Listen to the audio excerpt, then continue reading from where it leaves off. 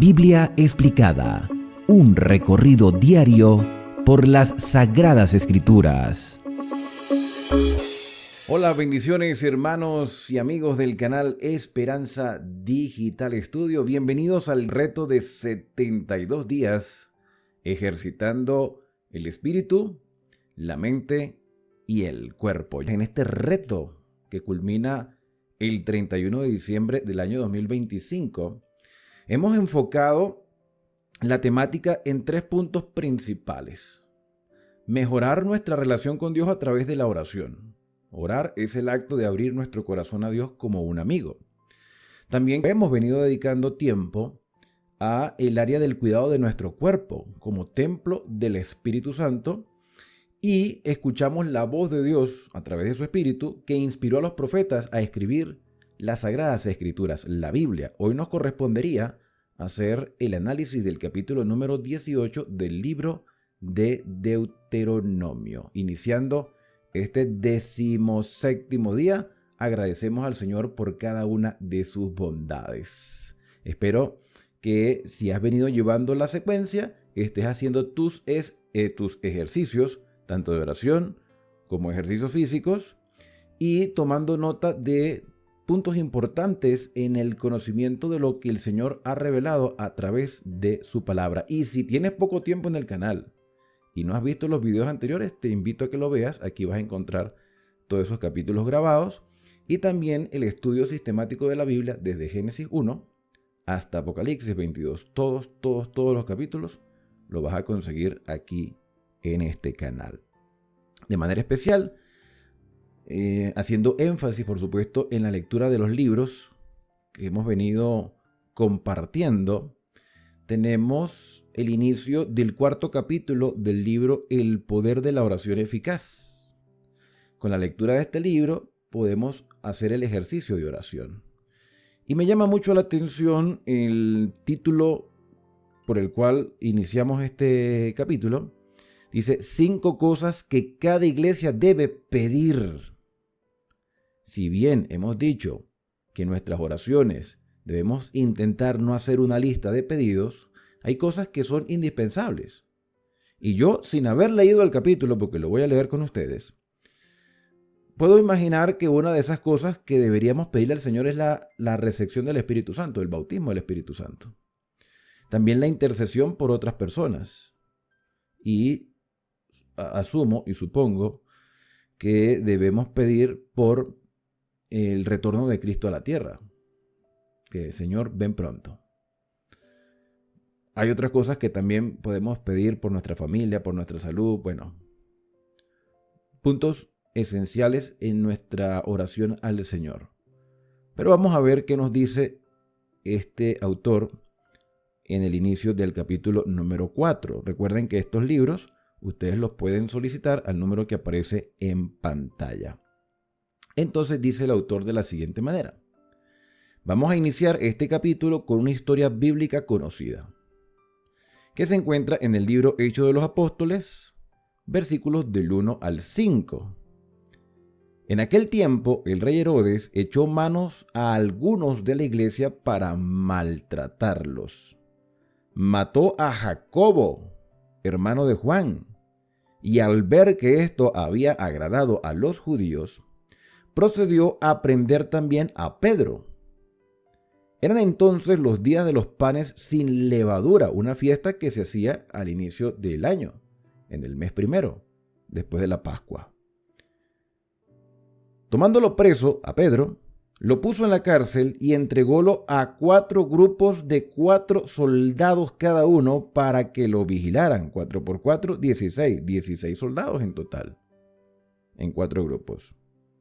Y se proponía a sacarlo al pueblo después de la Pascua.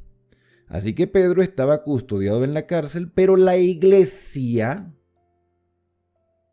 hacía sin cesar oración a Dios por él, o sea, una oración intercesora, solicitudes por otros. Cuando la iglesia del Nuevo Testamento oraba, el mundo era sacudido. Después de la crucifixión y la resurrección de Jesús, sus seguidores se reunieron en el aposento alto en el día de Pentecostés. Lo hicieron con la finalidad de orar y de escudriñar el alma. Como resultado, todos fueron llenos del Espíritu Santo y comenzaron a hablar en otras lenguas, otros idiomas que eran conocidos por las personas que en ese momento estaban en Jerusalén, según el Espíritu les daba que hablasen. Esta historia del derramamiento del Espíritu Santo en Pentecostés está en Hechos de los Apóstoles capítulo 2. El resultado de esto, por supuesto, fueron 3,000 personas que se convirtieron en ese mismo día y bajaron a las aguas del bautismo. Cuando la iglesia se pone de rodillas, hay transformación, renovación y reforma, o sea, cambio de actitud. La oración ferviente registra una intensidad y una magnitud tales que los espectadores sienten el mundo tambalearse con el cambio. El mundo es enderezado y no trastornado como acusaron los judíos en el mismo libro Hechos de los Apóstoles en el capítulo 17. El mundo es enderezado. Hay poder en la oración colectiva. Por lo tanto, la iglesia debe ser una comunidad de creyentes unidos en oración. Hay que tomar tiempo para orar suficiente dentro de nuestras congregaciones en los días en que se hacen los servicios.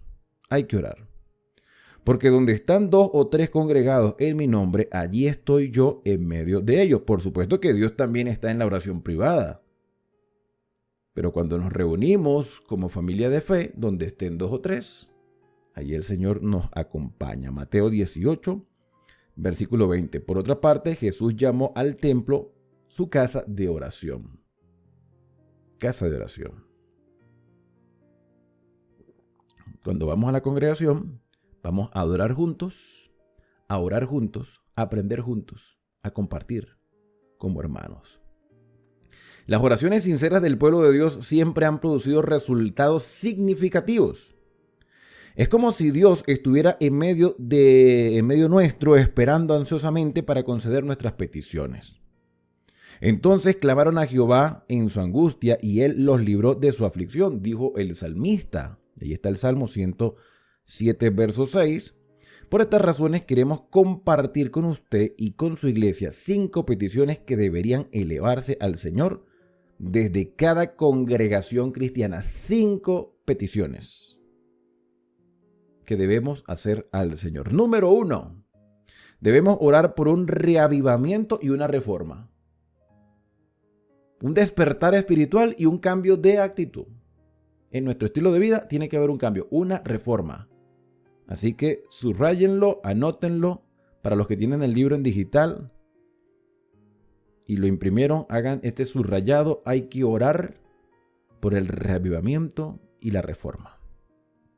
Hay iglesias que al parecer están en un letargo de muerte. Donde no hay vida, no hay acción. Y si no hay acción, no puede haber resultados. Por lo tanto, necesitamos un reavivamiento que dará lugar a una reforma. Según las Escrituras, debemos pedirle este reavivamiento al Señor. Encontramos, por ejemplo, una cita en el Antiguo Testamento, Zacarías capítulo 10, verso 1. Pídanle al Señor lluvias de primavera, lluvias tempranas. Y el Señor que produce los relámpagos enviará esta lluvia con abundancia y a todos les dará hierba del campo. O sea que el reavivamiento es comparado con la lluvia que refresca la tierra. Un despertar para que la semilla germine y empiece a crecer. La semilla de la palabra de Dios germina en nosotros por la obra transformadora del Espíritu Santo. Entonces el reavivamiento es la obra del Espíritu. Para que la semilla del Evangelio brote, crezca, floree, dé fruto. No volverás a darnos vida para que tu pueblo se regocije en ti, dice el salmista. Salmo 85, 6. Jehová, aviva tu obra en medio de los tiempos. Habacuc capítulo 3, verso 2. Hay una declaración que aparece en un libro llamado Mensajes Selectos que dice lo siguiente. La mayor y más urgente de todas nuestras necesidades es la de un reavivamiento de la verdadera piedad en medio nuestro. Procurarlo, el reavivamiento, debería ser nuestra primera obra. Solo en respuesta a la oración debe esperarse un reavivamiento, un despertar. El autor, que escribe bajo el seudónimo de Cristiano Desconocido, dijo una vez: ¿sabía usted que no existe nada a lo que el diablo le tema más que a la oración? Su gran cometido es mantenernos alejados de la oración. A Satanás le encanta vernos con los ojos fijos en el trabajo, de manera que no tengamos tiempo para orar, o sea, que estemos absorbidos por otras cosas. A Satanás, no le importa que seamos estudiantes ansiosos y sinceros de la Biblia, siempre y cuando tengamos poco tiempo para la oración. Hay muchas razones por las que la iglesia necesita un reavivamiento. Tenemos, por ejemplo, la ausencia de amor, la falta de empatía, ausencia de amor. Si bien hay un poco de amor aquí y allá en la iglesia, la realidad es que necesitamos más amor. En toda la Biblia se nos exhorta que debemos amarnos unos a los otros. El amor es el terreno fértil que nutre el crecimiento, y este no surge naturalmente en nuestros corazones. Por lo tanto, debemos pedir en oración un corazón, debemos pedir en oración un corazón amoroso y luego llevar a cabo actos de amor entre los miembros de la iglesia y la comunidad. ¿Por qué necesitamos un reavivamiento? Porque hay carencia de amor en nuestras congregaciones. Hay amor, pero pudiera ser un amor más completo. La segunda razón por la cual debemos pedir reavivamiento es por las disensiones entre los creyentes, es decir, las diferencias que hay entre hermanos de fe. ¿De dónde vienen las guerras y los pleitos entre vosotros? ¿No es de vuestras pasiones las cuales combaten en vuestros miembros? Santiago capítulo 4 verso 1. El apóstol Santiago señaló que la disensión era un obstáculo para el espíritu cristiano en la iglesia primitiva, las diferencias. Observó Santiago que la causa del conflicto yacía dentro de los corazones y las mentes de los miembros de la comunidad de fe. El egoísmo, la competitividad. Esto existe. Créanme, hermanos, que esto existe. No sé con quién competimos, pero esto existe. Existe entre la línea pastoral y existe también entre los hermanos que tengan algunos ministerios. El deseo de complacernos a nosotros mismos son las raíces del conflicto y la discordia. Es solo mediante la resolución de los conflictos y el desarraigo de las pasiones egoístas que la disensión puede ser sofocada. Esto preparará el camino para el reavivamiento. Número 1, falta de empatía. Número 2, las disensiones entre los hermanos. Esos son motivos para orar por el reavivamiento. Número 3, vivir tranquilos en Sión, o sea, estar desconectados de el servicio misionero. Hay de los que viven tranquilos en Sión, Amós 6:1. El reavivamiento no aparece porque estamos en un estado de complacencia. Debemos sentirnos incómodos con nuestro estado presente y luchar por un reavivamiento. Solo cuando cultivemos la pasión por la limpieza y la renovación de nuestro espíritu, el deseo de reavivamiento vendrá y será una realidad. Estamos desconectados de la obra de Dios. Solo simplemente somos participantes de una ceremonia religiosa, pero necesitamos estar en conexión, en consonancia con la obra de llevar el evangelio a otras personas. Lo cuarto es la frialdad, o peor aún, la tibieza, como en la iglesia de la Odisea. No eres frío ni caliente, por cuanto eres tibio te vomitaré de mi boca. Aunque aquí habla de frialdad, yo creo que lo más peligroso es la tibieza.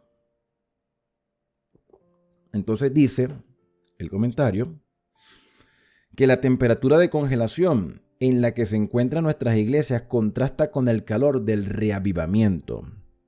Por desgracia, el mercurio en nuestro termómetro oscila entre frío y tibio, lo que acabo de decir. Ahí está la cita de Apocalipsis 3. Ninguno de estos niveles de temperatura es propicio para el reavivamiento. Debemos orar por el calor del Espíritu Santo. Ahora, ¿cómo puede comenzar el reavivamiento?, se preguntará usted. Este no tiene que comenzar con una gran conflagración, no es que haya una multitud de personas y esa es la manifestación del reavivamiento. No, es algo personal. No siempre toda la iglesia sentirá la pasión por un reavivamiento de una vez. Si uno a uno los miembros se convencen de la necesidad de un reavivamiento, con el tiempo, de manera progresiva, toda la iglesia lo buscará. Debemos orar por un reavivamiento. El profeta Ezequiel tuvo una visión en un cementerio lleno de huesos secos. Eso está en Ezequiel 37, donde Dios sopló su aliento sobre estos huesos y volvieron a la vida. Nuestra iglesia puede estar fría o muerta, o peor, tibia. Pero Dios está ansioso por resucitarla. Dios está dispuesto a llevar a cabo un reavivamiento y lo único que debemos hacer es pedirlo. La iglesia que haya experimentado un reavivamiento encenderá el fuego del amor de Jesús en sus corazones o en los corazones de todos y la comunidad arderá por la obra del Espíritu Santo. Oremos, Señor, por favor, que el reavivamiento comience en mí. Este es el primero de los 5 motivos por el cuales debemos orar al Señor y hacer peticiones. Necesitamos un reavivamiento. Seguramente tú has escuchado la palabra avivamiento. Esto es reavivamiento porque ya fuimos avivados. Fuimos avivados el día que el Señor nos sacó del lodo cenagoso, nos sacó del pecado. Ahora somos parte del pueblo de Dios. Y el pueblo de Dios necesita reavivarse. Recuerda, por tanto, de dónde has caído y haz las primeras obras. Como cuando fuiste convertido. Entonces debes mantener esa conversión. Debes reavivarte, no conformarte. Pero eso solo lo vamos a lograr por la obra del Espíritu Santo. Así que esto es un buen motivo para realizar una oración especial el día de hoy. Pedir por el reavivamiento personal y colectivo dentro de nuestras congregaciones. Quizás nos frustremos porque lo colectivo no se presente con rapidez, pero si tú hoy comienzas a experimentar ese reavivamiento, si te dejas dirigir por el Espíritu Santo, tu influencia le permitirá a otras personas tener el mismo deseo, el mismo sentir y la misma influencia del Espíritu Santo. Tu experiencia ayudará a otros. Vamos a orar. Querido Dios Todopoderoso, Creador del cielo y de la tierra. Esta es la primera de 5 grandes necesidades por las cuales, Señor, nos acercamos a ti en oración hoy. La necesidad de un despertar espiritual. La necesidad, Señor, de entender que no podemos ser conformistas. Que el Espíritu Santo cambie nuestros pensamientos, nos despierte, nos mueva, nos impulse, tal cual como lo hizo con los discípulos en el día del Pentecostés. Permítenos estar unánimes juntos, que como familia espiritual podamos orar y vivir sabiendo, Señor, que tú eres el único que puede transformar nuestros corazones. Ese despertar, Señor, sabemos que es una realidad en la vida de algunos, pero queremos que sea la experiencia de muchos más dentro de tu pueblo. Gracias, Señor, porque tú creas en nosotros el interés de crecimiento. Y es tu Espíritu Santo el que nos guía a toda verdad. Nuestra necesidad de reavivamiento nos llevará también, Señor, a tener una vida reformada que glorifique tu nombre hasta el día en que Cristo venga a buscarnos. Por eso, Señor, hacemos esta petición tan importante en el santo y bendito nombre de Cristo Jesús. Amén. Entonces hoy, en nuestro desafío, en nuestro reto del día 17, vamos a estar en nuestra oración privada pidiendo por este despertar espiritual. Ese va a ser nuestra solicitud para el Señor el día de hoy. Un despertar que comience con nosotros, que influya en nuestro hogar y se expanda hasta nuestras congregaciones y por supuesto a otras personas más. En el próximo estudio, la próxima vez que nos veamos al finalizar este día 17, veremos el segundo motivo por el cual debemos orar, y es la predicación del Evangelio. Mientras tanto, hermanos, vamos a tocar el tema de salud, que también es indispensable, y hemos llegado al capítulo número 15 del libro El método curativo de Dios. Y decíamos en el video anterior que el método curativo de Dios nos ayuda. Y vamos a verlo acá. Vamos a buscar acá el capítulo. Mira. El método curativo de Dios nos ayuda a reconocer su poder. El método curativo de Dios demuestra el poder de nuestro Creador, sustentador y restaurador, porque nos restaura. Y es precisamente lo que hoy estamos viendo en el tema de la oración, la transformación. Ahora, el método curativo de Dios desarrolla el carácter, que sería también la reforma. El cambio de carácter, que por cierto el carácter es lo único que vamos a llevar a la patria celestial. Vamos a llevar un carácter transformado. Vamos a definir primero lo que es el carácter. A veces confundimos carácter con personalidad. Los pensamientos y los sentimientos combinados constituyen el carácter moral de una persona. Pensamientos y sentimientos. ¿Sí? O sea, lo que la persona es, lo que piensa y lo que siente.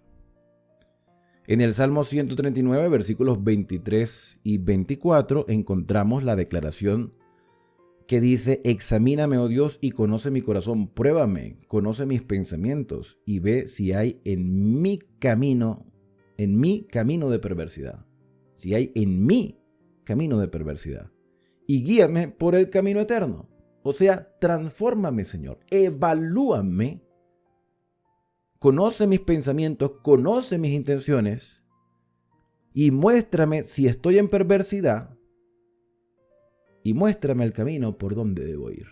Esto es dependencia. Y esto, por supuesto, esta dependencia la produce el Espíritu Santo. El Espíritu Santo que nos convence de pecado, de justicia y de juicio. Pone el querer como el hacer por su buena voluntad en nosotros. Y cuando nos autoevaluamos, nos damos cuenta que necesitamos la guía divina. Por eso el salmista dice: Señor, evalúame tú. Evalúame y muéstrame si mi camino es perverso y guíame por un sendero recto. El carácter íntegro es una cualidad del alma que se manifiesta en la conducta. Entonces, ¿qué es el carácter? Lo que nosotros somos, lo que pensamos, lo que sentimos y que a la final se transforma en una acción. Vamos a ver la importancia del carácter. La restauración del carácter es el objetivo del plan de Dios para la redención del hombre, para el rescate del hombre. Cristo en nosotros es la esperanza de gloria. Colosenses capítulo 1, verso 27. El apóstol Pablo llegó a escribir a los hermanos de Filipo: haya pues en vosotros el mismo sentir que hubo también en Cristo Jesús. Hay solamente un poder que puede llevarnos a ser conformados a la semejanza de Cristo y puede hacer que seamos firmes y que nos mantengamos leales. ¿Cuál es ese poder? Es la gracia de Dios que vive en nosotros a través de la obediencia a su ley. La gracia es la obra del Señor. La obediencia es el resultado. Entonces hay un poder que puede llevarnos a ser conformados a la semejanza de Cristo. Hay un poder que nos asemeja a Cristo. ¿Cuál es ese poder? La gracia. Entonces la gracia es la obra del Señor en nosotros. Y esa obra produce un resultado. Obediencia. Nadie se salva por obra. Las obras son un resultado, una muestra de agradecimiento, una manifestación externa de lo que internamente ya el Señor ha hecho en ti y en mí. Entonces veamos esta ilustración. Mira, restauración del pecado. Tenemos la obra de Cristo en un momento. Produce perdón de pecado. Este perdón del pecado es concedido por el arrepentimiento, es decir, por el cambio de mentalidad. Y ese cambio de mentalidad solamente lo puede realizar el Espíritu Santo. Cambio de mentalidad, arrepentimiento. Quita el pecado, nos limpia de pecado, porque Él ya lo pagó. Entonces cubre con su sangre nuestra falta. Pero esta obra de perdón no puede dar un carácter, porque es una circunstancia, es una obra directa al momento. La persona se arrepiente, la persona reconoce su falta, se da cuenta que no puede seguir de esa manera, es perdonado, pero esta obra no se queda solo en el momento. En el momento no cambia el carácter. En el momento hace sentir la necesidad. En el momento hace despertar.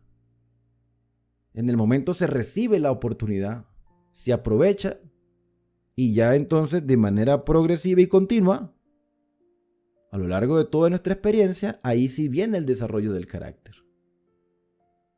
Entonces pudiéramos hablar aquí en términos teológicos de justificación y santificación, justicia imputada y justicia impartida. Una es nuestro derecho, tenemos el derecho a ser perdonados, y lo otro es la idoneidad. O sea, somos idóneos para vivir en la patria celestial por el carácter que hemos desarrollado. Recuerden lo que dije al principio, lo único que llevamos al cielo es el carácter. Entonces, este carácter se va desarrollando porque se ven acciones en nuestra vida. Hay obediencia a la verdad.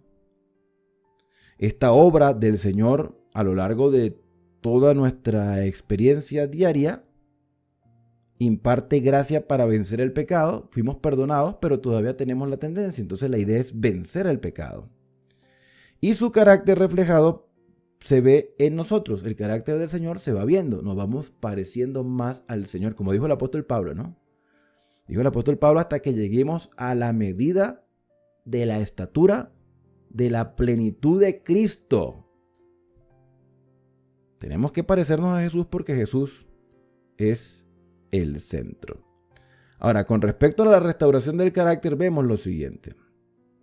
El estudio del cuerpo humano incluye una búsqueda de la voluntad de Dios. El estudio del cuerpo humano tiene el propósito de que se obedezcan las leyes divinas. Yo debo entender en mi desarrollo del carácter que necesito sanidad física, y esa sanidad física la voy a encontrar haciendo la voluntad del Señor. Y la voluntad del Señor es que seamos obedientes, que vivamos de acuerdo a lo que Él ha establecido. El objetivo final de este llamado a buscar y a obedecer es la restauración del carácter. Estudie las leyes naturales es la recomendación que aparece aquí. Estudie las leyes naturales. El Salmo 139, versículo 14 dice: te alabaré, porque formidables, maravillosas son tus obras. Estoy maravillado y mi alma lo sabe muy bien. El Creador del hombre ha puesto en orden la maquinaria viviente de nuestros cuerpos. Cada función está maravillosa y sabiamente diseñada. Esta maquinaria viviente debe ser comprendida, conocida.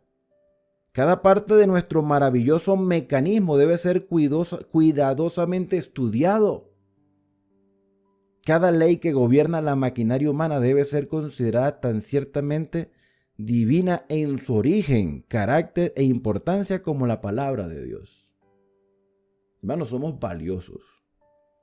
Somos personas cuyo cuerpo es una maquinaria asombrosa que el Señor estableció para mostrar su divinidad. Porque fuimos creados a imagen de Dios. No somos dioses, pero fuimos creados a imagen de Dios. Entonces es importante conocer las leyes de nuestro cuerpo. Cómo funciona el corazón, cómo funciona el sistema respiratorio, cómo funciona el sistema reproductor, cómo funciona el sistema óseo, cómo funciona el cerebro. Y yo a veces me pregunto, ¿qué es lo que hace funcionar al cerebro? ¿Qué dice la ciencia? ¿Qué hace funcionar al cerebro? La ciencia no lo sabe. Sabe cómo funciona, pero no sabe qué lo hace funcionar. Evidentemente, la mano del Creador. Por eso es imposible que vengamos de un proceso evolutivo. Se debe enseñar a los jóvenes que las leyes de la naturaleza son leyes de Dios. Tan ciertamente divinas como los preceptos del Decálogo, de los 10 mandamientos. El Señor ha escrito en cada nervio, en cada músculo y fibra del cuerpo las leyes que gobiernan nuestro organismo. Por eso es que el cuerpo, cuando se hace ejercicio, se desarrolla. Porque fue preparado para eso, para desarrollarse. Toda violación de estas leyes cometida por descuido o premeditación es un pecado contra el Creador, del cual debemos pedir perdón y pedir ayuda. ¿Cuán necesario es, pues, que se imparta un conocimiento completo de estas leyes? Por eso es que hablábamos al principio del reavivamiento. Tiene que haber un despertar, hay que sentir la necesidad y después ir a la acción. Y esa acción es la reforma. Reavivamiento y reforma. Nos esperan tiempos peligrosos. Esto es extraído de un libro llamado Consejos sobre Salud. Nos esperan tiempos peligrosos. La familia humana está siendo azotada por enfermedades de toda clase. En tanto que Satanás se esfuerza constantemente hasta el máximo para sacar ventaja de la ignorancia de los seres humanos y colocar el fundamento de la enfermedad por medio del trato impropio del cuerpo. Por eso yo vuelvo a decir lo que dije en otras oportunidades. Yo no entiendo cómo en nuestras iglesias se ignora el tema de la salud. Creemos en los milagros del Señor, claro que sí. Pero un milagro es también que cuidemos nuestro cuerpo, porque enfermedades hay por todos lados. Hay que cuidarse. No se puede ignorar esta temática en nuestras iglesias. No se puede ignorar, hermanos, el hecho de que se necesita una reforma en nuestro estilo de vida. No se puede ignorar eso. Y no solamente no ignorarlo, es no ir en contra de este mensaje. Porque hay personas que no lo ignoran, pero van en contra. Satanás quiere sacar ventaja de nuestra ignorancia. Los que dicen ser hijos e hijas de Dios hacen bien de aprovechar mientras puedan las oportunidades que ahora se les presentan para obtener un conocimiento cabal del organismo humano y cómo preservarlo con buena salud. Mediante el estudio de la fisiología, los hijos de Dios son inspirados a tener reverencia por la obra maravillosa de sus manos, el cuerpo humano. En vez de dañar la obra maestra de Dios, tendrán una ambición de hacer de su parte todo lo posible a fin de cumplir el glorioso plan del Creador. Así llegarán a considerar la obediencia a las leyes de la salud, no como un asunto de sacrificio o de abnegación, sino como lo que realmente es, un privilegio inestimable y una bendición. ¿Cómo es que? No, un gran sacrificio. Ay, cuidado, es que alimentarse bien y cuidarse y hacer ejercicio y respirar y aprovechar el sol y aprovechar el agua. Ay, qué grande sacrificio. No, hermano, es un privilegio. Lo que pasa es que a veces queremos es satisfacer los gustos nada más, satisfacer el paladar, no queremos que nos prohíban nada.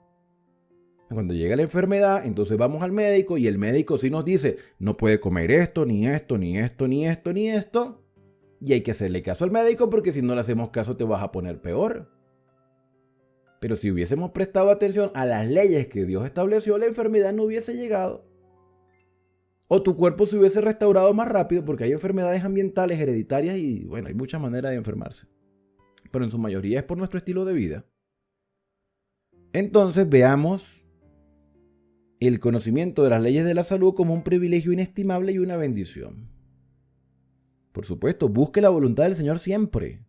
Originalmente, los afectos del hombre estaban en perfecta obediencia a la voluntad de Dios, pero después fueron pervertidos por el pecado, fueron mal usados y degenerados por causa de esa desobediencia. Mientras estuvo aquí en la tierra, Jesús enseñó a sus discípulos a orar: sea hecha tu voluntad en la tierra como en el cielo.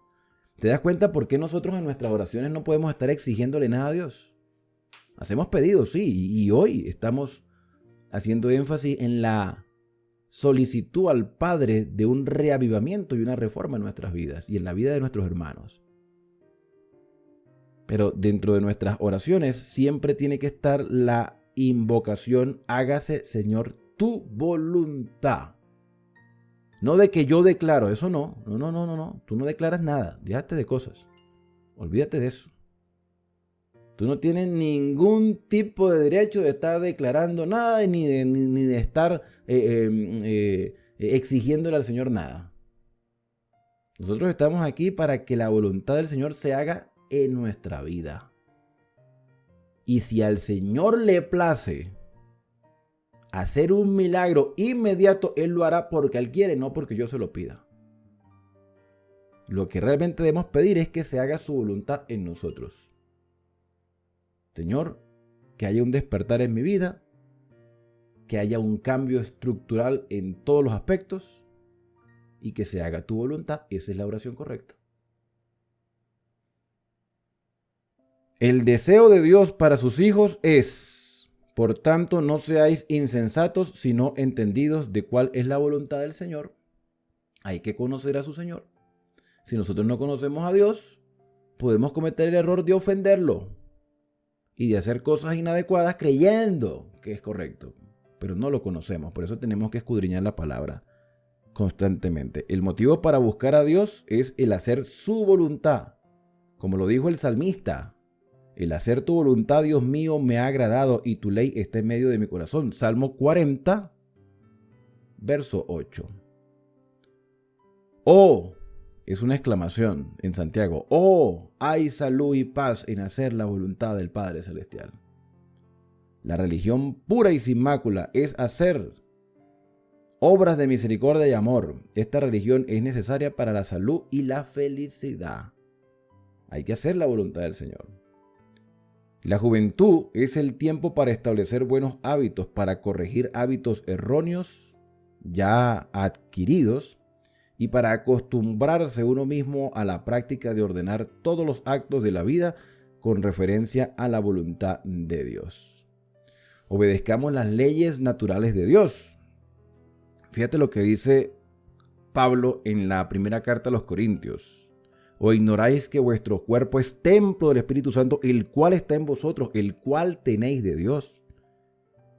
Que no sois vuestros, porque habéis sido comprados por precio. Glorificad pues a Dios en vuestro cuerpo. Un cuerpo enfermo, una persona que esté destruyendo su cuerpo con sus hábitos alimenticios o con la manera como esté viviendo, no glorifica a Dios, así diga ser creyente. Pues a Dios en nuestro cuerpo y en nuestro espíritu, o sea, glorificad pues a Dios en vuestro cuerpo y en vuestro espíritu, los cuales son de Dios. Nuestros cuerpos son la posesión adquirida de Cristo y no estamos libres para hacer con ellos lo que nos plazca. Cuando hombres y mujeres están realmente convertidos, respetan concienzudamente las leyes que Dios ha establecido en su ser y procuran evitar la debilidad física, mental y moral. Nuestro primer deber encontramos aquí esta declaración: nuestro primer deber, el cual debemos a Dios, a nosotros y a nuestros prójimos, es obedecer las leyes de Dios, las cuales incluyen las leyes de la salud. En definitiva, la obediencia a la ley natural promueve el vigor físico. Aquí ustedes pueden ver esta ilustración. Promueve el vigor físico, fortalece el poder mental y fortalece el poder moral.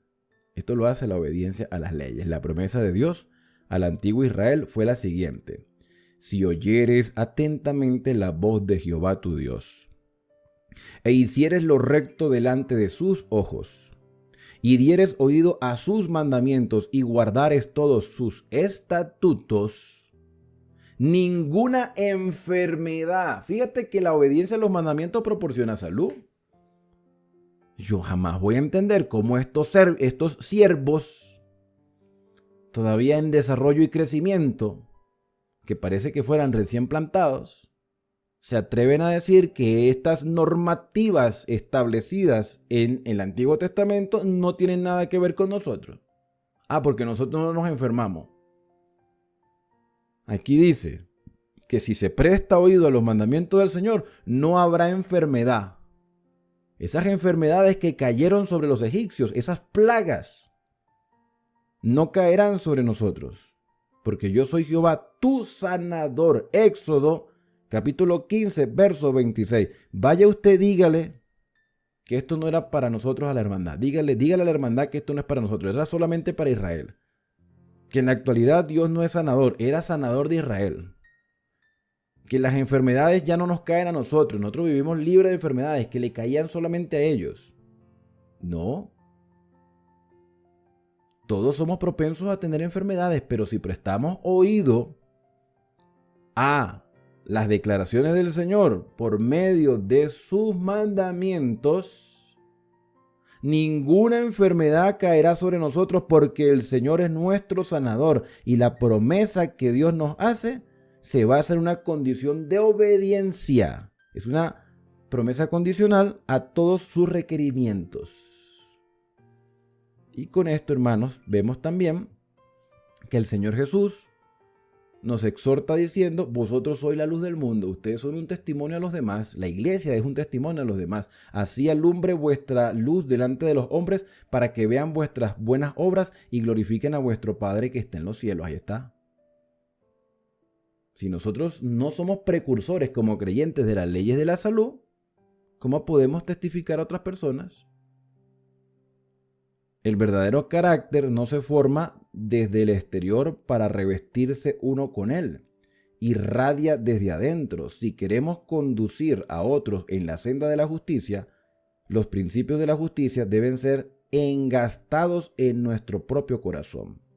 Nuestra profesión de fe puede proclamar la teoría de la religión, pero es nuestra piedad práctica lo que pone en relieve la palabra de vida. No es la teoría, es la vivencia.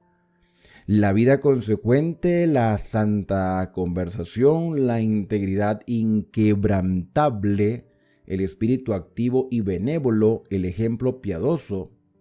Tales son los medios por los cuales la luz es comunicada al mundo. La siguiente declaración explica la conexión que existe entre la salud del cuerpo y la edificación del carácter. Y eso está en un libro llamado El Ministerio de Curación. Y dice así: el cuerpo es el único medio por el cual la mente y el alma se desarrollan para la edificación del carácter. El método curativo de Dios desarrolla el carácter. Desarrolla una reforma. El método curativo de Dios nos despierta para que entendamos el poder que Dios puede impartirnos en la restauración de nuestro cuerpo por medio de la ley natural. Entonces, un cuerpo enfermo, un espíritu enfermo. Un cuerpo enfermo, un cuerpo saludable, trae un espíritu saludable. Somos la unión de cuerpo, mente y alma. Ahora, el alma es la unión del cuerpo con el aliento de vida forma el alma. Puesto que la mente y el alma hallan expresión por medio del cuerpo, también el vigor mental como lo espiritual dependen en gran parte de la fuerza y la actividad física. Todo lo que promueve la salud física promueve el desarrollo de una mente fuerte y un carácter equilibrado. Sin salud nadie puede comprender en forma clara ni cumplir completamente sus obligaciones hacia sí mismo, ni a sus semejantes y mucho menos a su creador. Por lo tanto, debe cuidarse tan fielmente la salud como el carácter, hasta que todos lleguemos a la unidad de la fe y del conocimiento del Hijo de Dios, a un varón perfecto, a la medida de la estatura de la plenitud de Cristo. Ahí lo dijo el apóstol Pablo en la carta a los Efesios, en el capítulo 4, verso 13. Los hábitos erróneos deben ser vencidos. Deben formarse hábitos correctos bajo la disciplina del más grande de los maestros del mundo, o que el mundo ha conocido, Jesús. Los cristianos deben avanzar y ascender hacia la perfección. Este es el mandato de Dios y nadie debería decir no puedo hacerlo. Debería decir, en cambio, Dios requiere de mí que sea perfecto y Él me dará la fortaleza para superar todo lo que se impone en el camino de la perfección. Él es la fuente de toda sabiduría y de todo poder. Dijo el apóstol Pablo, ¿no sabéis que sois templo de Dios y que el Espíritu de Dios mora en vosotros? La perfección del carácter que Dios requiere es la preparación del ser entero como un templo para que en él more el Espíritu Santo. El Señor reclama el servicio del ser entero, desea que hombres y mujeres lleguen a ser todo lo que Él ha hecho posible que sean. La vida física ha de ser cuidadosamente educada, cultivada y desarrollada para que en los hombres y en las mujeres la naturaleza divina pueda manifestarse en su plenitud. Entonces, el evangelio de la obra médico-misionera edifica el carácter. El evangelio de la obra médico-misionera restaura la salud, restaura el carácter a través de la obediencia a las leyes de Dios. ¿Ok? Hay mucha más información con respecto a esto. Ya estamos terminando el capítulo. Y dice así, mira. El evangelio de la obra médico-misionera promueve tanto la salud física como el desarrollo del carácter a través de la obediencia a las leyes de Dios. Nuestra obra debe ser práctica. Debemos recordar que los hombres tienen un cuerpo y un alma que salvar. Nuestra tarea abarca mucho más que ponernos de pie delante de la gente para predicarle. Tenemos que atender las debilidades físicas. Mira, y esto lo vamos a hablar mañana en el tema de la oración, la parte del evangelismo, que una buena manera para llegar a las personas y testificarles del evangelio eterno es a través del tema de la salud, que a todo el mundo le interesa. Nuestra tarea abarca mucho más que ponernos de pie a predicar a la gente. Tenemos que atender sus debilidades físicas de los que se ponen en contacto con nosotros. Debemos presentarles los principios de la reforma sanitaria e impresionar a nuestros oyentes con el pensamiento de que tienen una obra que hacer para conservar la salud. Se debe preservar la salud del cuerpo para que el alma también se mantenga sana. Si hemos de contribuir a la elevación de las normas morales de cualquier país donde se nos pida servir, debemos comenzar a corregir los hábitos físicos de la gente. Un carácter virtuoso depende de la acción correcta de las facultades de la mente y del cuerpo. Si yo tuviera que hacer una obra misionera en un lugar donde no hay ni un solo creyente, yo utilizaría temas de salud que a todo el mundo le va a interesar. Y una vez que ellos se den cuenta que con esas temáticas busco beneficiarles, cuando les vaya a hablar de la salud espiritual, también me van a escuchar.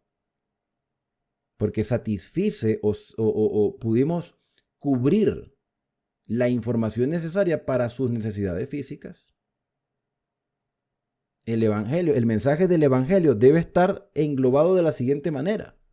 Como el propósito es el desarrollo del carácter, ese carácter se va a seguir fortaleciendo por medio del evangelismo, por medio de la educación y por medio de la obra médica, o sea, la salud, las capacidades mentales y las espirituales ¿Qué es lo que estamos haciendo en estos 72 días? Ejercitar el cuerpo, la mente y el espíritu. Ahí donde dice alma es lo espiritual, lo que se relacione con Dios. Y eso es lo que vamos a manifestar. Cuerpo, mente y alma. Espíritu, alma y cuerpo. Mi ser, mi vida plena. ¿Cuál viva, grata ofrenda te entrego a ti, Señor? Mano, mente y corazón.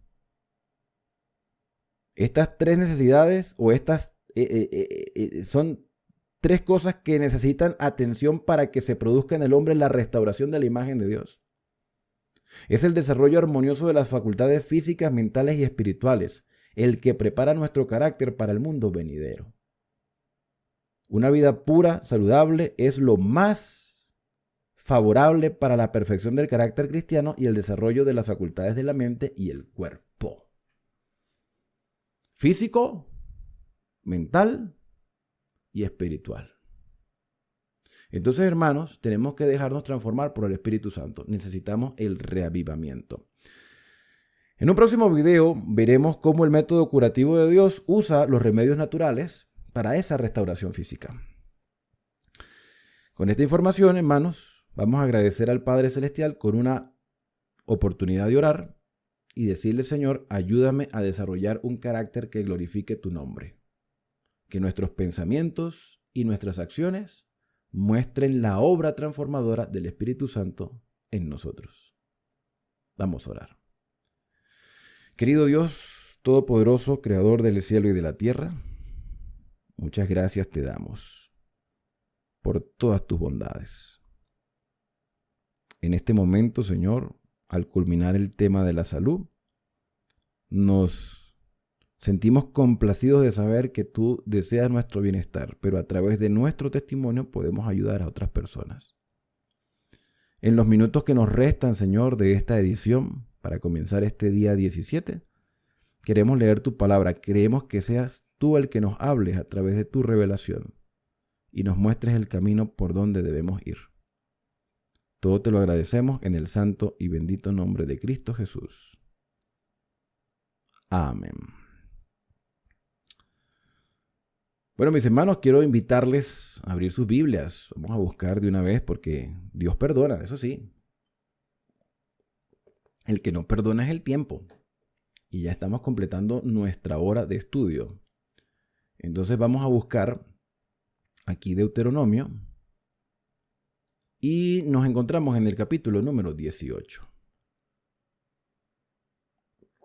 Hablamos de los sacerdotes levitas, o sea, la tribu de Leví.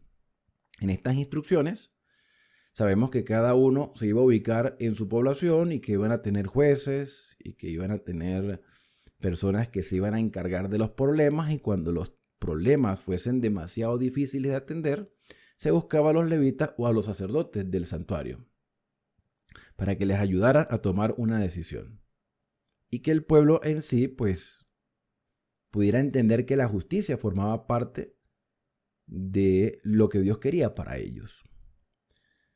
Entonces, en esta oportunidad hablamos de los levitas que dicen que ellos no tendrían parte ni heredad en Israel, no serían dueños de posesiones. De hecho, en los lugares donde estaban, ellos no podían decir esto es nuestro, porque es muy probable que también a los levitas los rotaran en otros lugares. Los cambiaban de lugares, pero había viviendas y habían terrenos que eran exclusivos para ellos, pero no le pertenecían a ellos. No eran dueños de eso. Entonces ellos no iban a tener parte ni heredad de las ofrendas quemadas a Jehová, y de la heredad de él comerán. Serían sustentados por Israel, de los diezmos y de las ofrendas que el pueblo de Israel presentaba. Los diezmos para los levitas y las ofrendas para los sacerdotes, hijos de Aarón. No tendrán pues heredad entre sus hermanos, Jehová es su heredad como él les ha dicho. Dios los va a sustentar porque ellos se van a dedicar a la obra espiritual de Israel. Este será el derecho de los sacerdotes de parte del pueblo. De los que ofrecieren en sacrificio, tenemos aquí el buey o cordero, darán al sacerdote la espaldilla, la quijada y el cuajar. Bueno, los que saben de carnicería o los que saben de ganadería sabrán de qué partes del cuerpo está hablando acá en el caso del buey o del cordero. Las primicias de tu grano, del vino y del aceite, que eran las cosechas prácticamente de todo el año, al principio los cereales y al final las vides y los olivos. Entonces, de las primicias de los cultivos, de las primicias de la lana de tus ovejas, les darás ¿a quién? A los levitas. Porque le ha escogido Jehová tu Dios de entre las tribus para que esté para administrar el nombre de Jehová, él y de sus hijos para siempre. Entonces los levitas eran servidores. Estaban allí para ayudar, no para ser los mandamás del pueblo. Ellos eran servidores. Como hoy los dirigentes espirituales, los dirigentes religiosos, estos siervos en desarrollo constante, que tienen cosas que mejorar como todos, estos hombres deberían dedicarse plenamente a la obra del servicio. Servicio, no lucrarse. Digamos que los beneficios materiales llegan como resultado, pero no porque se le da énfasis a eso, sino porque a los hermanos les nace darlo. Y porque, bueno, es un sistema de administración que el Señor estableció, el de diezmo y ofrenda. Pero nadie está obligado. Eso tiene que nacer del corazón. Pero sí hay una recomendación y un mandato. Pero recuerden que Dios da libertad a las personas. Y cuando se da diezmo, cuando se da ofrenda, eso nace del corazón de un creyente agradecido por los líderes que realmente le están instruyendo, le están educando, le están capacitando, le están aconsejando y le están mostrando la revelación del Señor.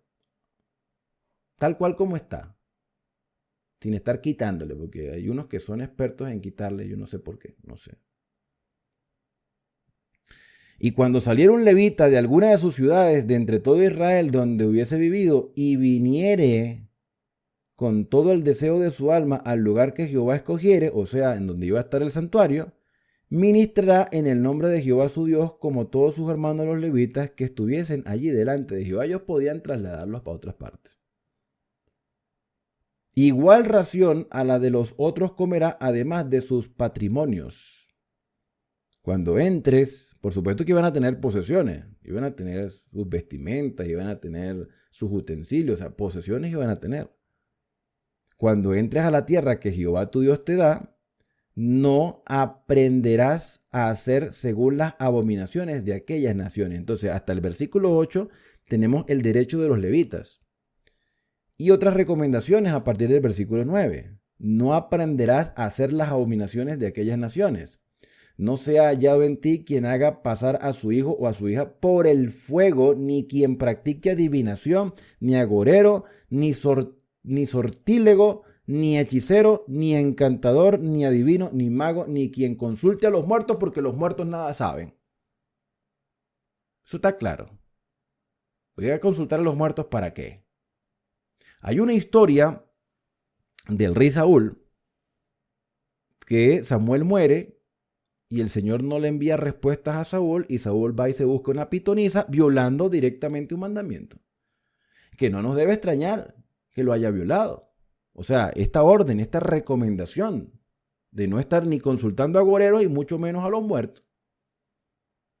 Pero es que si leíamos en un capítulo anterior que el Señor estaba dando recomendaciones a quienes podían ser reyes, de que debían leer constantemente la ley del Señor, que tenían que tomar en cuenta estas normativas y aprenderlas para que haya justicia en todos los aspectos, y nosotros nos dimos cuenta, o nos vamos a dar cuenta cuando lleguemos al libro de los reyes, y a los libros de crónicas, y a los libros de los profetas mayores, que quienes estaban en el turno, en el trono, parecía que ignoraban todas esas informaciones, parecía. Entonces, aquí nos dice que no puede consultarse a divino. Va y Saúl, consulta a una pitonisa y aparentemente, según la pitonisa, sale Samuel. Y Samuel habla. Y Samuel le dice a Saúl, tú estarás conmigo el día de mañana aquí. ¿Dónde? ¿Aquí dónde? Si quieres conocer un poco más la historia de Saúl y la pitonisa y la supuesta aparición de Samuel, yo hago esa explicación aquí en el canal. En un capítulo posterior, por allí en... No me acuerdo si es primero de Samuel, segundo de Samuel, creo que es primero de Samuel, por ahí. Primero de Samuel. Lo pueden buscar.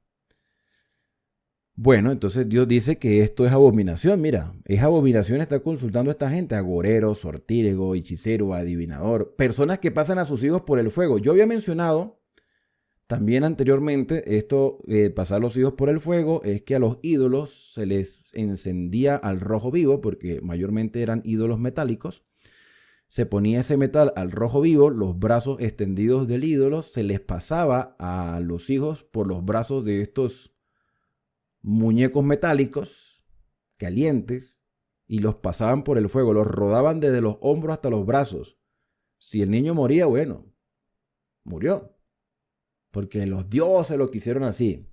O sea, la muerte de un niño.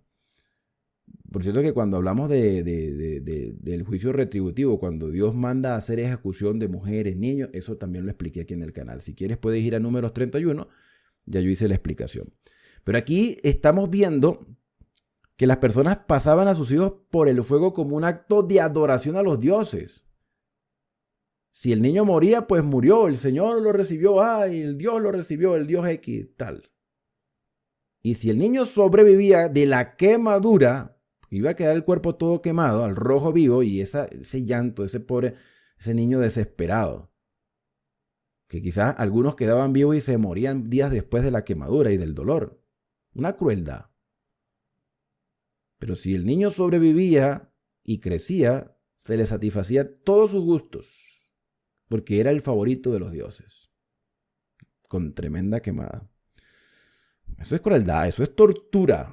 Eso es tortura, y el Señor había prohibido eso en Israel. ¿Que lo hicieron? Sí, hubo quienes lo hicieron, y unos reyes fueron unos sinvergüenza. Eso sí los voy a llamar sinvergüenza. Unos sinvergüenza, reyes de Israel, que debieron haber sido un ejemplo para el resto de la nación, pasaron a sus hijos por el fuego. ¿Quiénes son esos reyes? Cuando lleguemos al libro de Reyes y Crónicas se darán cuenta quiénes son. Lo cierto es que esto fue una abominación para con Jehová. Cualquiera que hace estas cosas, y por estas abominaciones Jehová tu Dios echa a las naciones delante de ti. La razón por la cual Dios mandó a exterminar a los cananeos, porque esta gente se dedicaba a esto. A consultar muertos, agoreros, magos, encantadores, adivinos, y a pasar a los hijos por el fuego. Habla el versículo 13 de ser perfectos. Perfecto serás delante de Jehová. Perfecto no es una persona que no comete errores, intachable. No, perfecto es que a pesar de sus errores hay una dependencia total del Señor. Porque somos débiles y lo hemos venido diciendo a lo largo de toda esta hora. Necesitamos un reavivamiento y una reforma. Reavivamiento y reforma. Y para ser perfectos, lo que necesitamos es estar en consonancia con las decisiones divinas, con las exigencias divinas, con las normativas divinas, estar conectados con la fuente de vida. No es no equivocarse, es a pesar de nuestros errores, estar en contacto con el Señor para que Él transforme nuestra vida. Porque estas naciones que vas a heredar a agoreros y adivinos, oye, mas a ti no te ha permitido esto Jehová tu Dios, profeta en medio de ti, de tus hermanos como yo, te levantará Jehová tu Dios, a él oiréis. Ok. Este versículo se ha relacionado con la proclamación mesiánica. Este profeta en medio de ti, que levantará el Señor, a él oiréis, se está refiriendo al Mesías, a Jesucristo, Dios hecho hombre. ¿A quién debemos oír nosotros? Al único. ¿Por qué se le llama profeta? Por la misma razón que a veces también se le llama ángel. Se le llama ángel porque no es un ángel, pero se le llama ángel porque la palabra ángel significa mensajero, viene a traer un mensaje. Y profeta es aquel que habla en lugar de otro. Jesucristo, como miembro de la deidad, viene a hablar en lugar de toda la deidad. El profeta es aquel que habla en lugar de otro. Un profeta de Dios habla en lugar de Dios. Jesucristo viene a hablar en nombre de toda la deidad. Lo que Jesucristo hizo en la tierra es la voluntad de la deidad en pleno. De la deidad en pleno. Padre, Hijo y Espíritu Santo. ¿A quién debemos escuchar nosotros? A Jesucristo. A través de su Espíritu Santo. Por medio de su palabra. A Él debemos oír. Esto me hace recordar las palabras del Padre en el bautismo de Jesús, que más que bautismo era su ungimiento como Mesías. Este es mi Hijo amado en quien tengo complacencia. A Él debemos oír. A Él debemos oír. A Cristo, que es nuestro modelo. Conforme a todo lo que pediste a Jehová tu Dios en Horeb el día de la asamblea, diciendo: no vuelva yo a oír la voz de Jehová mi Dios, ni vea yo más este gran fuego para que muera, Jehová me dijo: han hablado bien en lo que han dicho. Profeta les levantaré en medio de sus hermanos como tú, y pondré mis palabras en su boca, y él les hablará todo lo que yo mandare. Por supuesto que Dios levantó profetas a lo largo de toda la historia. Pero aquí el profeta señalado es el Mesías, al único que debemos escuchar las palabras de su boca. Los profetas anteriores proclamaron la venida del Mesías y sus mensajes proclamaban no solamente que el Mesías vendría, sino que también advertían al pueblo a estar atentos a las señales. Los profetas del Nuevo Testamento anunciaron que el Mesías ya vino, pero retornará. Y hay que escucharlo. Mas a cualquiera que no oyere mis palabras, que él hablare en mi nombre, yo le pediré cuentas.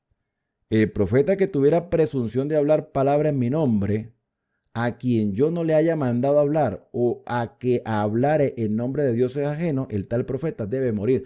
Lo que nos indica que habrá profetas falsos. Lo ha habido y lo seguirá habiendo. Por eso hay que diferenciar entre un verdadero profeta y un profeta falso. Un profeta verdadero nunca va a ir en contra de los mandamientos de Dios. Esa es la realidad. Un profeta verdadero jamás va a ir en contra de los mandamientos de Dios. Y si dijeres en tu corazón, ¿cómo conoceremos las palabras que Jehová, cómo sabremos que las palabras de Jehová no las ha hablado? O sea, ¿cómo sabemos si ese profeta nos está hablando en nombre de Dios o no? Si el profeta hablare en nombre de Jehová y no se cumpliere lo que dijo, ni aconteciere, es palabra que Jehová no ha hablado. Sus profecías deben cumplirse en consonancia con los mandamientos del Señor, evidentemente. Con presunción ha hablado el tal profeta, no tengas temor de él. Y aquí hay una advertencia a que se levantarán falsos proclamadores del mensaje, que lo que hacen es tergiversar y confundir a las personas. Pero el evangelio es eterno, el evangelio no cambia. El evangelio es el mismo ayer, hoy y por los siglos de los siglos, porque el Señor tampoco cambia. Y Él es el que ha proclamado este mensaje a través de Cristo y por la obra transformadora del Espíritu Santo en nuestros corazones.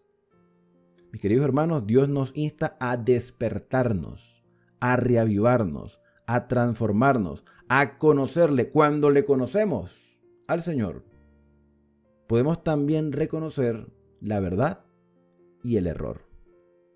Cuando conocemos al Padre Celestial, sabremos diferenciar quién habla por el Señor y quién habla en su contra, porque hemos aprendido a tener comunión con Él.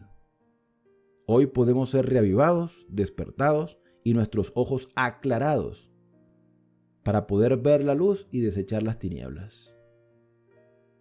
Cuando conocemos al Señor y entendemos su voluntad, nuestra fe se fortalece y podemos vivir con esperanza hasta el día en que Cristo venga a buscarnos. Por eso mi deseo para ti en este día es que Dios te bendiga y te guarde. Como lo habíamos dicho en hebreo, llevaré jeja Adonai, Beishmereja.